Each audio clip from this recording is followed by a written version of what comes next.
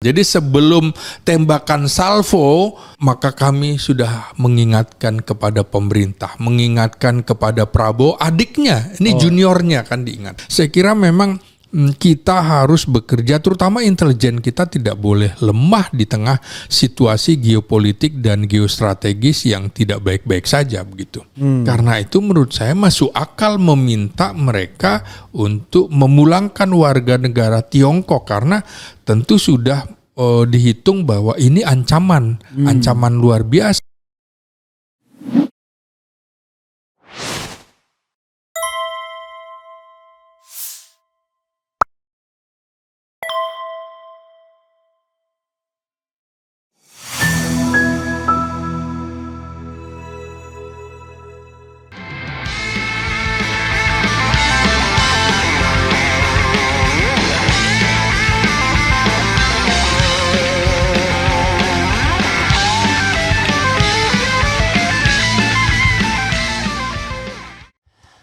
Assalamualaikum warahmatullahi wabarakatuh. Sobat RH sekalian, jumpa lagi kita di channel yang keren ini. Keren. Ya, sahabat RH sekalian, saya punya tamu yang baru pertama kali datang ke sini. Tetapi sesungguhnya beliau adalah teman saya lama ya. Pernah satu kantor di sebuah media, nggak perlu disebutkan. Nggak perlu disebutkan kalau itu media Indonesia. Jadi pernah jadi anak buah Surya Paloh ya. Walaupun dalam beberapa kesempatan sering mengkritik Surya Paloh ya. Sampai kemudian di-ban. Saya kira bukan Surya Paloh yang nge-ban ya. Staff-staffnya yang barangkali ingin cari perhatian mungkin ya, maybe ya. Jadi saya dengan Bro Slamet Ginting. Iya. Oke, selamat bro ya. Terima kasih banyak. Oke, ya.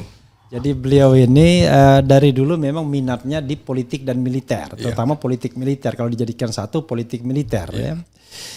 Dan cukup intens dan sekarang lagi meniti daun. Lagi meniti daun sebagai pengamat politik dan militer dari Universitas Nasional Jakarta, UNAS ya. Iya, betul. Oke, jadi saya agak surprise tiba-tiba wah teman kita sudah berubah haluan dari seorang jurnalis akhirnya menjadi seorang dosen ya. Iya. Oke, dan sekarang pengamat di mana-mana ya. Jadi beliau mengikuti saya. Akhirnya. Cuma bedanya saya ada juga lah lawyering kalau saya kan praktek sebagai lawyer juga. Tapi sekarang podcaster.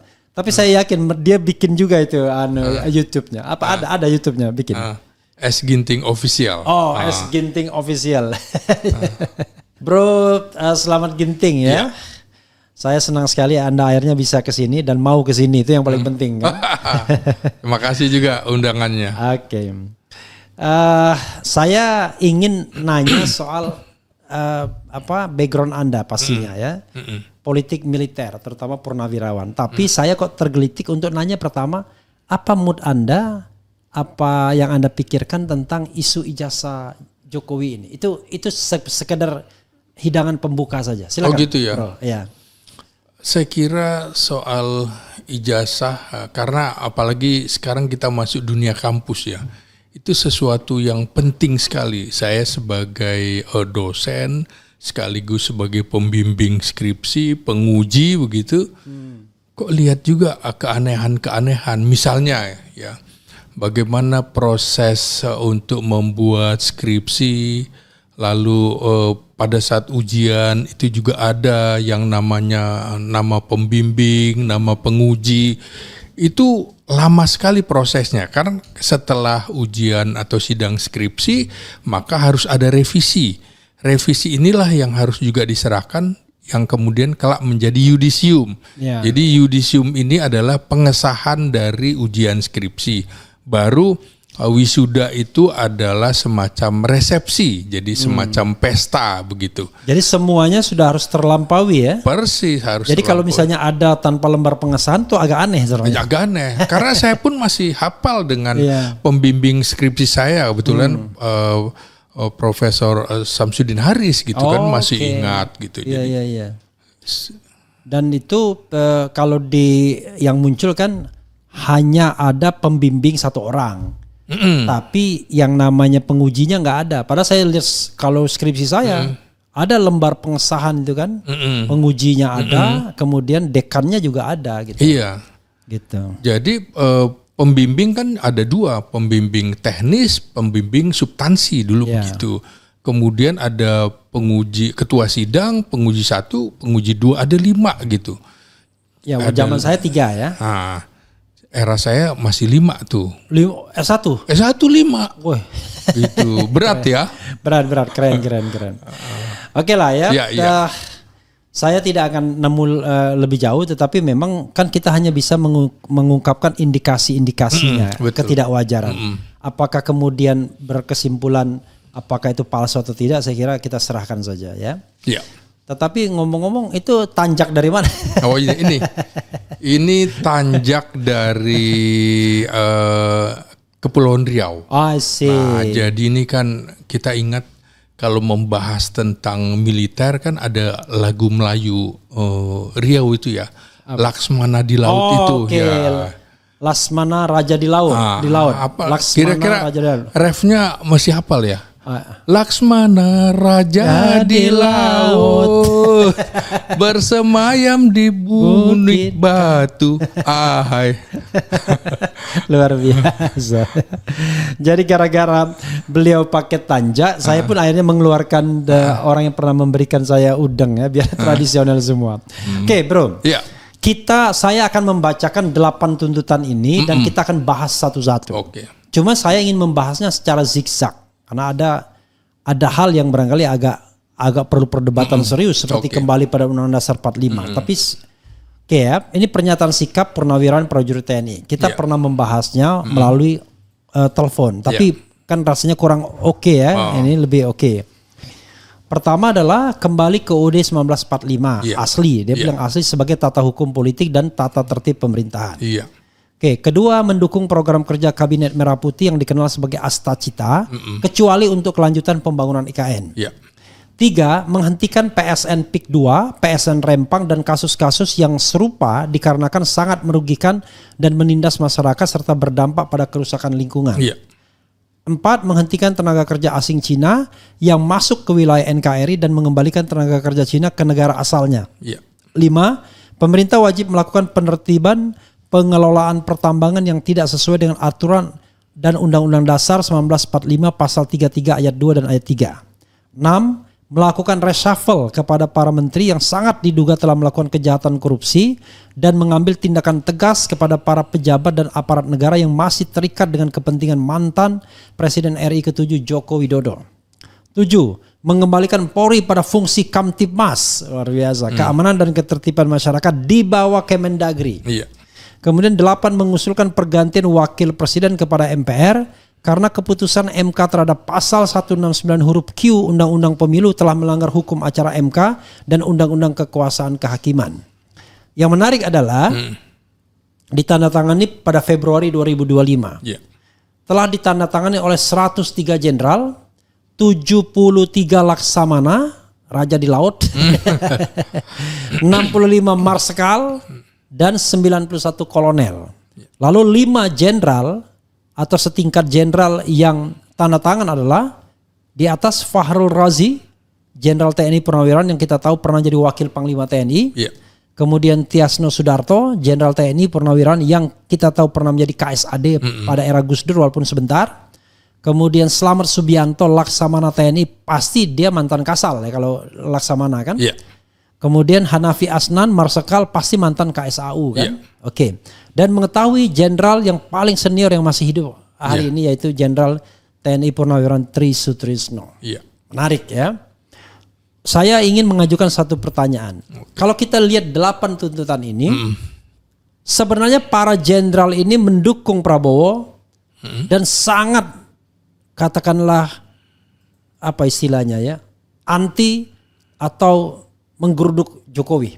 Karena apa yang dikatakan 8 ini sebenarnya kan koreksi terhadap pemerintahan Jokowi sebenarnya. Silakan. Kecuali satu yang kita akan perdebatkan. Silakan Bung secara umum. Ya ini kalau bicara militer tuh bicara loyalitas tegak lurus. Jadi mungkin mereka menginginkan supaya pemerintahan Prabowo Subianto ini tidak direcoki oleh pemimpin sebelumnya. Jadi aneh kalau kemudian masih ada yang menghamba atau menyebut pemimpin lama sebagai my boss, kira-kira gitu. Nah inilah yang disebut matahari kembar. Di dalam militer itu tidak ada. Komandan itu cuma satu, panglima itu cuma satu. Jadi harus tegak lurus. Mereka melihat bahwa ini ada yang merecoki pemerintahan Prabowo Subianto, antara lain adalah 17 menteri yang merupakan warisan pemerintahan yang lama. Bagi mereka tentu saja menurut saya ini sesuatu yang tidak lazim. Karena itu harus dilepaskan dari pengaruh Jokowi, itu harus dilepaskan dari kabinetnya Prabowo Subianto. Ini supaya program-programnya betul-betul murni programnya Prabowo Subianto, bukan program pemimpin yang lama. Makanya disebutkan mendukung program Astacita Kabinet Merah Putih kecuali IKN. Yeah. Nah, kenapa IKN? Saya pikir begini ya, dari sisi militer, sisi pertahanan keamanan negara, untuk membuat sebuah ibu kota negara itu tidak main-main, harus dipikirkan juga segi pertahanan keamanannya. Dulu Belanda berencana menjadikan Bandung sebagai ibu kota, memindahkan dari Jakarta. Karena Jakarta ada laut di Tanjung Priuk yang mudah sekali dari kapal laut ditembakkan seperti itu. Sementara kalau Bandung kan jauh dari laut. Kemudian ini IKN jaraknya hanya sekitar 2 jam dari Malaysia. Belum lagi dari Alki 2 mudah sekali ditembakkan. Jadi dari sisi keamanan itu riskan sekali. Harusnya dipikirkan misalnya pada waktu Presiden Soeharto berencana membuat Jonggol sebagai ibu kota negara, itu jauh-jauh hari sebelumnya, beberapa tahun kemudian itu tidak pernah diumumkan karena rahasia. Maka caranya adalah memindahkan mabes-mabes angkatan ke Cilangkap untuk menopang yang namanya pemerintahan baru, pusat pemerintahan di Jonggol. Jadi sisi pertahanannya dibuat dulu, bukan dibuat dulu baru pertahanannya dibuat. Di sini kan nggak ada. Bagaimana pertahanan udaranya tidak ada. Bagaimana kemudian kawasan di perbatasan tidak ada. Ini kan seperti orang bermimpi, kemudian besoknya harus diwujudin, nggak bisa. Jadi harus ada Bandung Bondowoso ya. Iya, harus ada pembangunan jangka pendek, menengah, panjang. Nah, untuk ibu kota negara juga harus panjang. Kan contoh bagaimana pada tahun 1957 Presiden Soekarno juga berencana memindahkan ibu kota kita ke Palangkaraya. Ternyata kemudian waktu itu juga militer memberikan saran, coba dipikirkan kembali. Kalau hanya berpikir bahwa ini di tengah-tengah pulau geografi di Indonesia, iya. Dari sisi pertahanan seperti apa, kemudian tanahnya seperti apa. Militer itu meneliti semuanya, akhirnya toh Soekarno menyerah, tidak mungkin juga dilanjutkan. Nah ini sekarang apakah pemerintahan Presiden Prabowo akan melanjutkan kalau kemudian dari sisi AMDAL, dari sisi pertahanan dan lain-lain lingkungan hidup tidak memungkinkan, jadi harus dipikirkan panjang lebar begitu. Tapi ada satu isu yang kemudian menjadi perbincangan publik walaupun senyap-senyap ya, bahwa IKN itu kebetulan tanahnya banyak milik saudara Prabowo. Selain pengusaha Sukanto Tanoto kalau tidak salah. Jadi kalau itu yang benar, kok begitu cara mencari lokasi? Silakan. Iya, makanya harus dipikirkan. Saya kira ini petisi dari Forum Purnawirawan Prajurit TNI itu mengingatkan. Yang penting aku sudah mengingatkan, kira-kira gitu. Karena usia kami itu rata-rata usia mereka itu sudah 70-80 tahun. Bahkan Pak Tri 90 tahun. Yang sebentar lagi kalau usia Nabi Muhammad 63 ini udah bonus-bonusnya aja nih. Bonusnya kebanyakan. Bonusnya udah kebanyakan. Jadi sebelum tembakan salvo, maka kami sudah mengingatkan kepada pemerintah, mengingatkan kepada Prabowo, adiknya, ini juniornya kan diingatkan. Tapi bro, ternyata Tri Sutrisno baru 89, 15 November nanti baru 90. Iya, 90-nya nanti, tahun ini kan, tahun 15 November. Oke. Itu anggapan Anda ya. Jangan sampai Anda dua matahari kembar. Tapi yang saya dengar ya, mereka ini agak kecewa. Karena mereka ini siapa? Para purnawirawan ini agak kecewa karena mereka tidak pernah diterima oleh Prabowo Subianto untuk menyampaikan aspirasi ini secara langsung. Karena saya pernah ikut.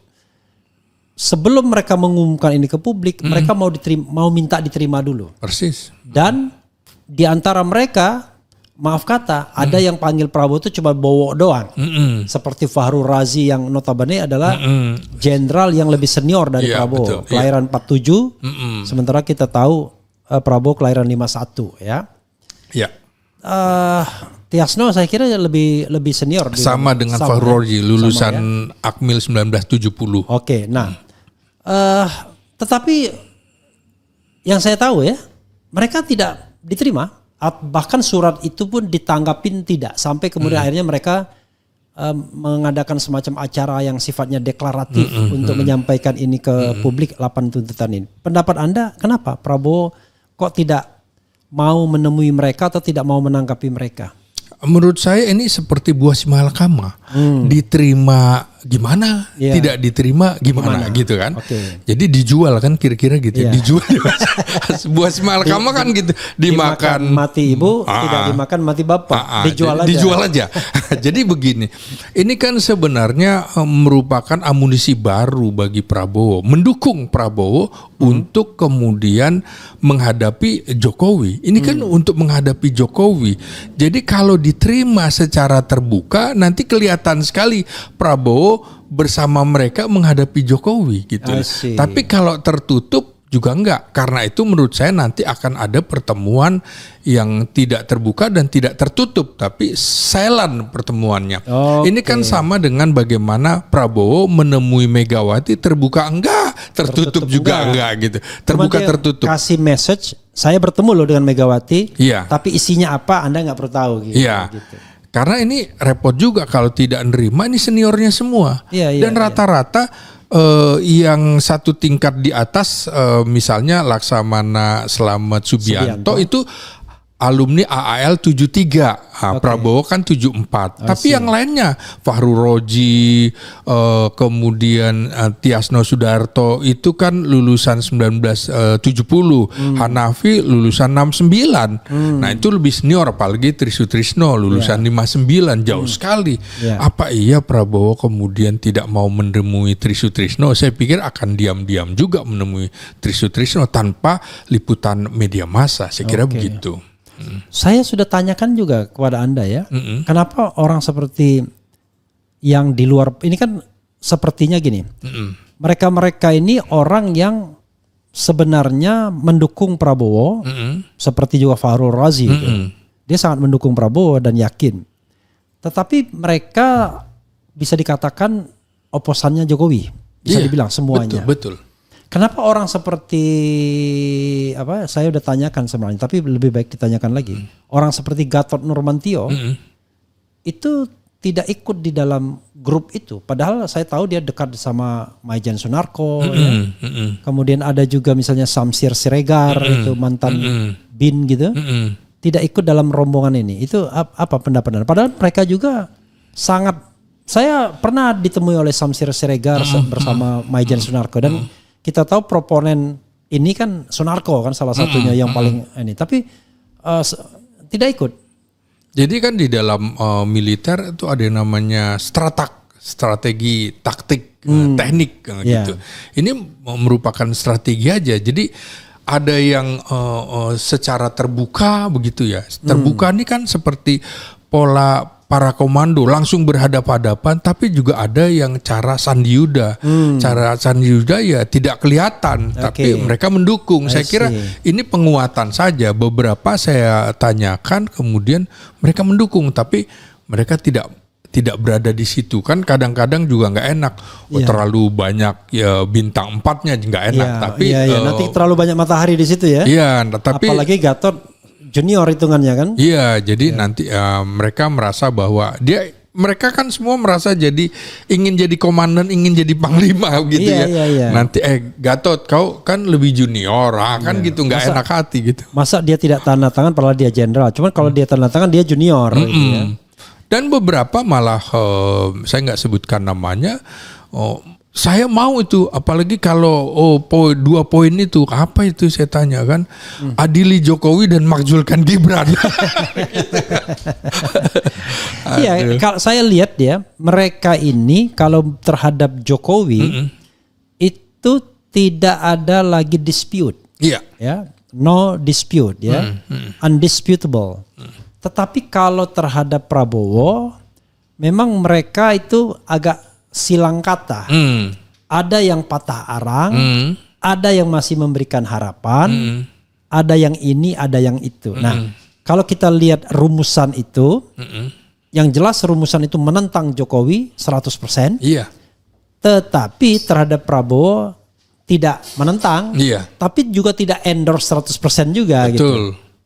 Gitu. Ya, saya begini kan, beberapa malah bahkan ini bintang 4 nih, saya udah ketemu gitu beberapa. Jadi mereka sebenarnya sudah nggak sabar.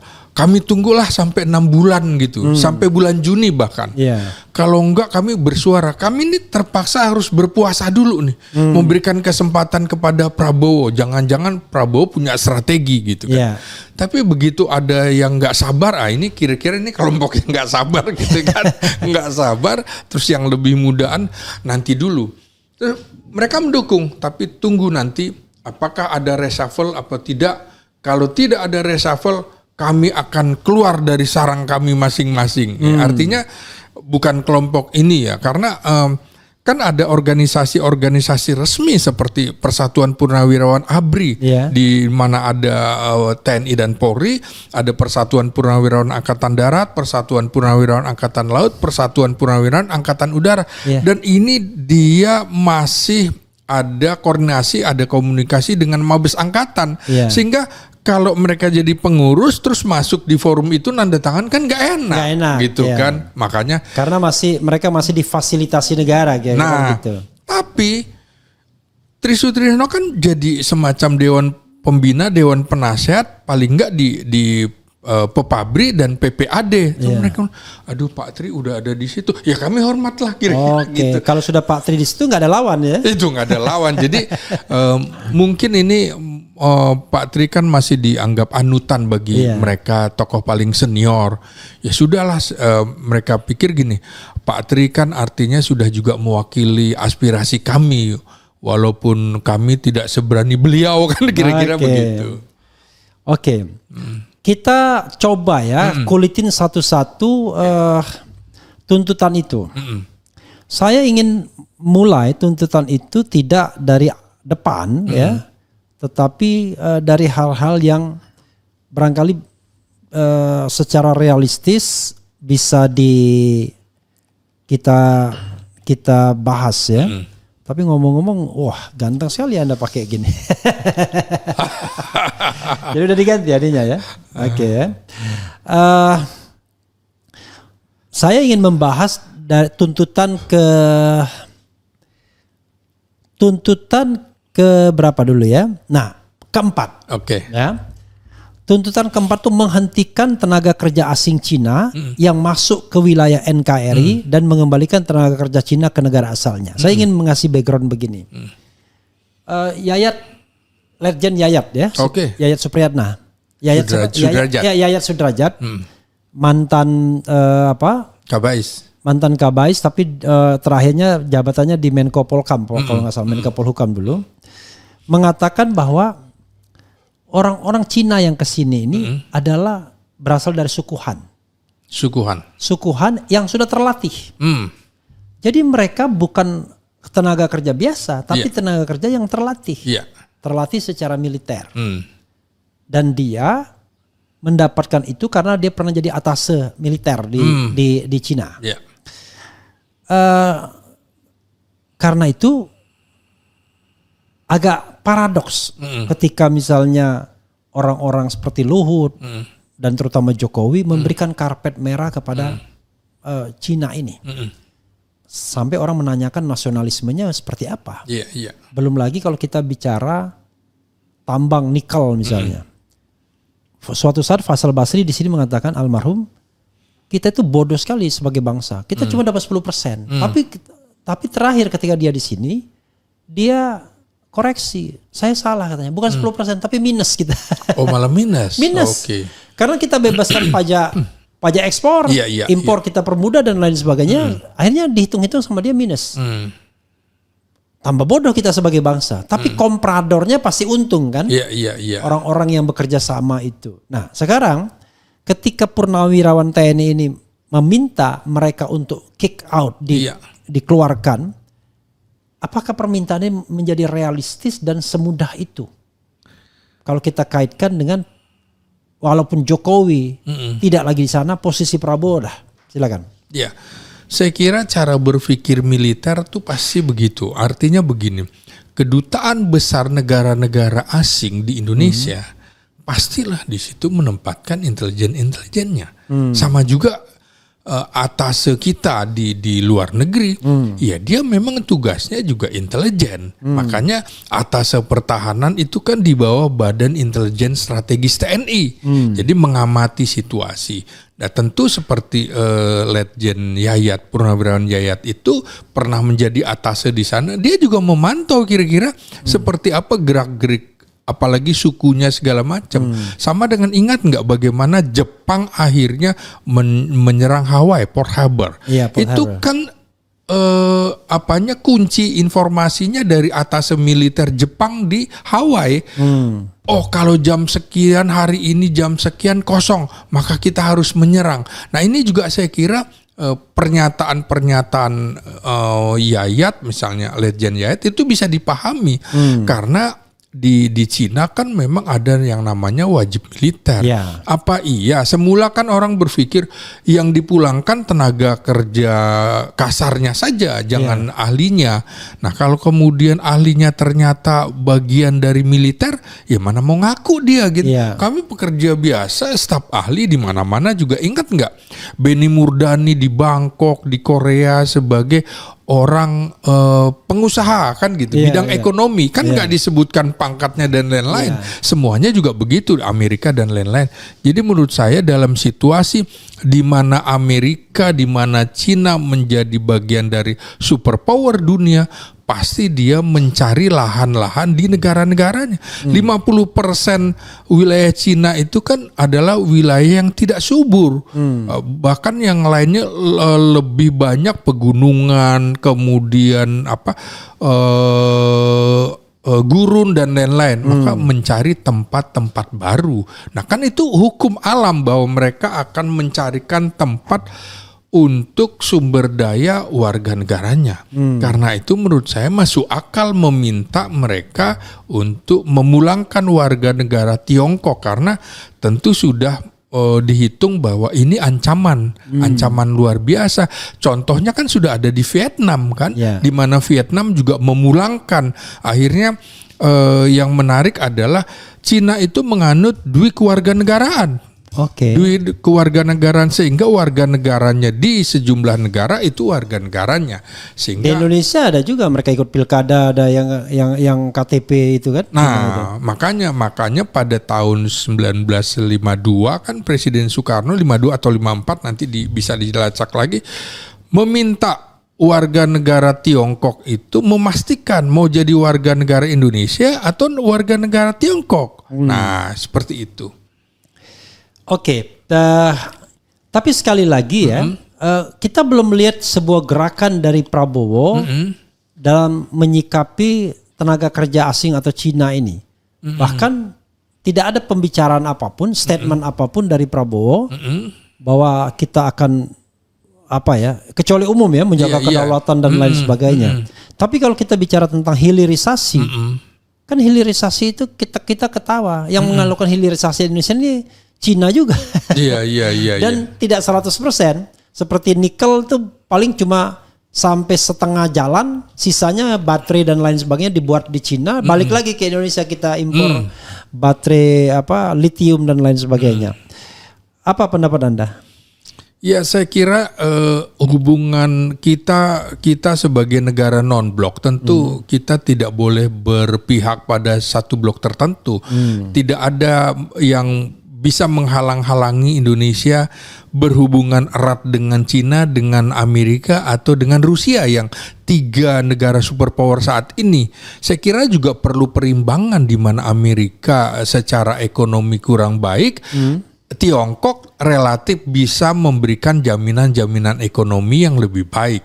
Saya kira sebentar lagi juga Prabowo akan mengunjungi Cina atau Tiongkok, juga mengunjungi Rusia, karena harus ada perimbangan kekuatan di mana geostrategi sedang berubah dan semuanya konsentrasi di Indo-Pasifik, sehingga tidak mungkin dengan Prabowo sendiri langsung mengucapkan itu. Sehingga menurut saya pesan dari purnawirawan ini juga paling nggak dilihat oleh Cina. Oh, ada purnawirawan militer khawatir dengan gerakan-gerakan Tiongkok. Jadi tentu saja Prabowo tidak akan berani mengucapkan seperti itu. Harus strategi yang lain begitu. Oke. Kalau kita kaitkan dengan perang dagang ya antara Amerika dan semua dan every country itu. Iya. Menaikkan tarif kita sudah sampai berapa persen ya, 40% atau apa. Ada kesan bahwa kita ingin berdiri di belakang Cina yang nentang Amerika kan begitu. Tapi di sisi lain secara de facto kita so long time, paling tidak 10 tahun terakhir sudah dikuasai Cina. Bahkan pengaruh Amerika Serikat di sini tidak banyak direct investment ya dan tenaga kerja secara langsung. Kalau kebudayaan oke lah, itu sudah lama juga film-film. Apa yang Anda bisa lihat? Indonesia akhirnya terjebak, tidak bisa non-blok juga. Akhirnya harus ikut gerbong, either gerbong Cina atau gerbong Amerika. Begitu. Iya, kita harus mendapatkan manfaat dari kedua belah pihak. Misalnya juga contoh bagaimana kita mengimbangi Amerika di Papua New Guinea, sementara Cina konsentrasinya di sekitar Natuna, kan jauh dari sini. Maka apa yang bisa kita lakukan? Yang bisa mengimbangi Amerika siapa? Antara Cina dan Rusia. Maka menurut saya kan sempat ada pembicaraan bagaimana Rusia ingin bekerja sama dengan Indonesia. Saya kira itu harus diambil manfaatnya untuk mengimbangi Amerika yang sudah ada di Darwin, yang sudah ada di Papua New Guinea, dan untuk mengimbangi Cina di Laut Cina Selatan. Maka kita juga perlu Amerika di sekitar Natuna. Kita harus membuka jalur itu. Nah, seperti ingat nggak peristiwa PRRI Permesta itu dulu? Justru aftur untuk pesawat tempur Amerika paling bagus katanya dari Dumai. Sengaja makanya kemudian kalau kita lihat pesan dari situ proyek strategis nasional di Rempang itu kan kelihatan akan didominasi oleh Cina. Maka kemudian kalau itu betul-betul dikuasai Cina, tidak mungkin itu hanya sebuah pabrik kaca. Maka saya kira Amerika juga akan menentang itu. Eranya Prabowo ini juga harus mengimbangi apa yang dilakukan oleh Jokowi yang sangat erat, bisa merugikan. Jadi memang betul-betul kita sedang mendayung di antara 2 atau 3 karang untuk mendapatkan keuntungan Hatta punya teori ya. Iya. Mendayung di antara 2 karang. Jadi menurut Anda bisa jadi kemudian civil society yang bergerak untuk menentang Rempang, kemudian PSN gitu, itu atas sponsor Amerika juga. bisa tidak. Ini kan berkelindan koinsidensi segala kepentingan. Coba kita lihat bagaimana peristiwa 1965 gitu. Bagaimana kemudian dokumen Gilstrike itu kan dubes Inggris ternyata itu tidak diforensik ya. Kan kalau diuji forensik kan akan ketahuan dokumen ini palsu atau tidak. Sama dengan itu tadi, kembali ke ijazah itu kan. Sebenarnya kalau uji forensik makanya cuma diperlihatkan saja tapi tidak boleh difoto. Nah kan persoalannya kan kayak gitu.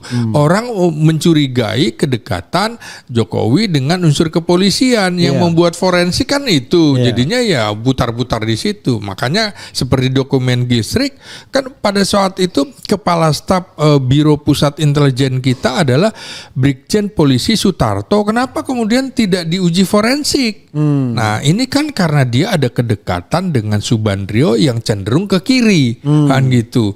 Ternyata kemudian pihak yang membuat adalah mayor intelijen orang Bulgaria, kan setelah 20 tahun terbongkar. Karena itu ada kepentingan. Mereka walaupun sesama negara Eropa Timur punya kepentingan yang berbeda-beda. Amerika juga gitu. Misalnya sahabat kami gitu, orang-orang Barat misalnya, tentara yang melakukan pendidikan di Barat, di Amerika, di Inggris kan dianggap sebagai teman negara-negara Barat untuk melawan Cina waktu itu. Pengaruh Cina kan lebih kuat terhadap komunis Cina daripada komunis Soviet di Indonesia. Jadi saya kira memang kita harus bekerja, terutama intelijen kita tidak boleh lemah di tengah situasi geopolitik dan geostrategis yang tidak baik-baik saja begitu. Oke, intinya bahwa tidak mudah kita mengatakan mendukung Cina atau mendukung Amerika Serikat, karena kita harus mengikuti dinamikanya. Ya? Iya. Nah, cuman dalam banyak hal komprador Cina udah lebih banyak di sini yang berkuasa di inner circle pemerintahan baik Jokowi maupun Prabowo. Nah, ini dia yang harus kita kritisi. Kalau kemudian dianggap ini untuk kepentingan pribadi ya kita penggal, kecuali untuk kepentingan bangsa dan negara yang lebih besar, oke aja. Ingat gak dulu bagaimana kemudian untuk mengimbangi Amerika yang membackup Belanda dalam rangka Trikora, memperkuat kita melawan Irian Barat, nggak ada jalan lain.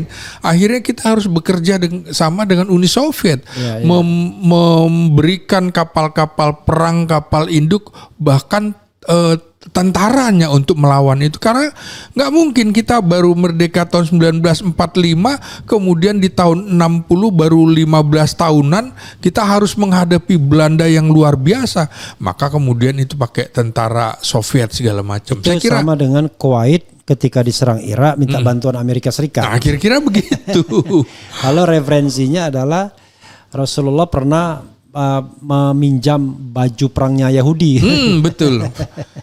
Sama dengan Amerika berkepentingan terhadap Indonesia untuk mengambil Timur Timur karena di situ didominasi oleh kekuatan komunis. Fretilin kan ideologi ini dianggap sosialis komunis. Portugal ya. Iya, begitu. Oke, bro. Ya. Ini ada yang komentar sebenarnya ya. Komentarnya itu ada yang relevan aja ya. Nanti sebelum kita bergerak ke isu yang lainnya ya. Ini dia bilang begini. Soal sukuhan yang kita tadi bicarakan. Mana ya? Intinya dia mengatakan memang sukuhan katanya, tapi sukuhan juga ngasih pekerjaan kepada kita. Dia berinvestasi dan lain sebagainya. Tapi kalau begitu ya tentu kita harus bicara tentang cost and benefit. Oke. Silakan. Jadi ada klaim mengatakan bahwa mending Cina. Cina bawa duit, ya kan? Tapi bawa manusia juga dia ke sini. Yang tenaga kasar pun Cina. Dia bikin enclave tersendiri, bikin yang kita duga misalnya di tengah hutan tuh konon ada supermarket dan lain sebagainya untuk mereka. Bahkan mereka ada beberapa orang yang ngadu ke sini, ada pelabuhan bebas yang laut yang tidak ada bea cukainya gitu. Dan lain sebagainya. Apa pendapat Anda dan apa jalan keluar yang Anda tawarkan untuk bagian ini? Nah, tentu saja menurut saya kita harus tetap ada evaluasi. Apa yang ditawarkan, apa yang dilakukan oleh presiden sebelumnya harus ada evaluasi, termasuk bagaimana kerjasama dengan Cina. Memang betul Cina yang menawarkan investasi, menawarkan kerjasama, dan kita dalam beberapa kali kerjasama dengan Amerika kan merasa dibohongi, misalnya kerjasama militer kan, misalnya menawarkan persenjataan ini itu, ternyata begitu oke, dipreteli yang lain-lainnya. Begitu ada dugaan katanya pelanggaran HAM di tim-tim, kita tidak boleh kemudian membeli suku cadang. Karena itu kan kalau kita lihat sekarang pemerintah Prabowo mengembangkan pembelian alat utama sistem senjata ke sejumlah negara. Jadi jangan sampai kita ketergantungan terhadap sebuah negara. Yang kita membeli dari Korea, dari Perancis, dari Italia dan lain-lain, termasuk dari Eropa Timur. Nah, ini juga begitu. Untuk hubungan dagang jangan juga sama Cina doang, jangan ketergantungan sama Cina doang, harus dengan yang lain, dengan Jepang. Bagaimana persaingan dagang antara Cina dengan Jepang kan terlihat sekali pada waktu kita ingin membuat kereta cepat itu ya. Jepang nawarkan seperti itu, tapi ternyata seperti itu ya. Ujungnya Katanya kita dibohongi, katanya lebih murah. Kita lebih murah, ternyata jauh lebih mahal. Kita ingat nggak bagaimana peristiwa malari itu ya? Peristiwa malari, mobil-mobil Jepang kan begitu banyak. Orang lupa juga bagaimana kemudian rel kereta api yang dibangun zaman Belanda dengan adanya mobil itu ditutup kan di beberapa, terutama di Sumatera nggak ada lagi rel kereta api yang bisa diaktifkan. Kenapa? Supaya beli mobil Jepang itu kan. Nah, makanya nggak mungkin murni ada kalau tidak ada kepentingan bisnis, kepentingan ideologi, kepentingan macam-macam. Makanya Jokowi instead of membangun kereta api, dia bangun jalan tol. Biar ada insentif bagi pembelian mobil ya. Iya. Gitu.